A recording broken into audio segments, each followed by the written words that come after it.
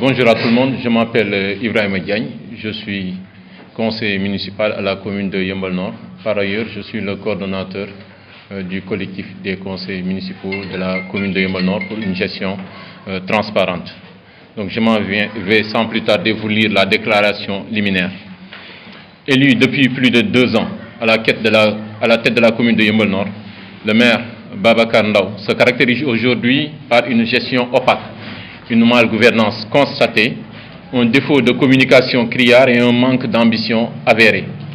Cette situation a fini par faire déchanter les plus optimistes. Exaspérés par cela,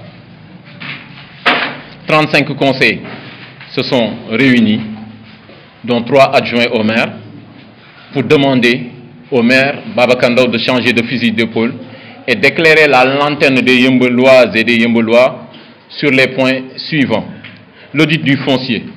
Il faut dire que ça a été tout simplement un point phare de son programme de campagne. Annoncé depuis plus de 2 ans, cet audit reste toujours un éléphant blanc. Il faut rappeler que le site de Gadaye, que vous connaissez tous, attire aujourd'hui toutes les convoitises. Ainsi, les conseillers ne comprennent-ils pas le refus catégorique du maire de communiquer là-dessus, malgré les multiples relances.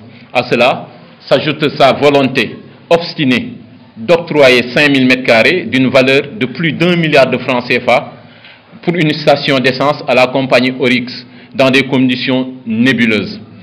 Alors, concernant justement ce partenariat avec Oryx et même avec Probatis, la première question qu'on se demande, c'est pourquoi Oryx? Pourquoi Probatis et pas les autres? Sans faire d'appel d'offres et dans une opacité totale, le maire entend se baser sur des comités ad hoc aux membres inconnus pour statuer sur les termes des conventions dont on ignore les tenants et les aboutissants. Certainement, il compterait sur une majorité mécanique pour entériner cette forfaiture et mettre la population devant le fait accompli comme il l'a toujours fait. C'est la même chose avec la réfection du foyer des jeunes et la maison de la femme.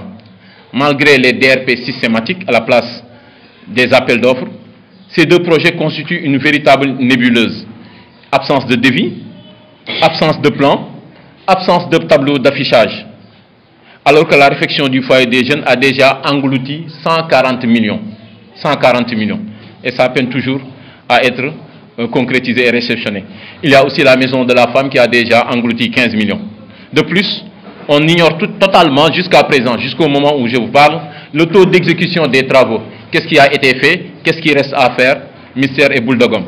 Malgré les virements de crédit récurrents, ces 2 projets ne cessent d'engloutir des millions, invisibles sur le terrain. Et j'invite tout le monde à faire un tour et à constater de visu.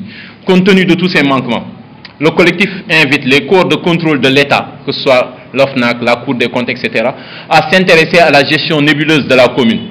Le collectif que nous représentons n'exclut aucune mesure pour la bonne gestion des deniers publics locaux, y compris même l'avènement d'une délégation spéciale.